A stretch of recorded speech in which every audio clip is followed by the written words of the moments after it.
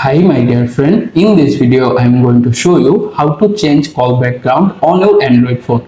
Let's get started. First, take your phone, open the default phone dialer app.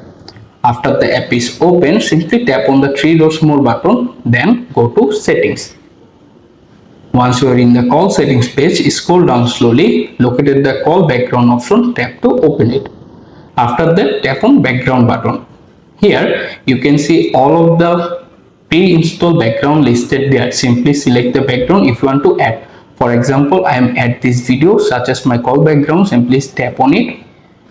Once you are in the next page, you can also activate the use video sound as ringtone. Once everything is good, simply tap on the set as call background option at the very bottom and wait to complete the process, and that's it. You can easily change your call background on your Android phone. Hope this guide will help you. Please like this video. Also subscribe to my new channel. Take care guys.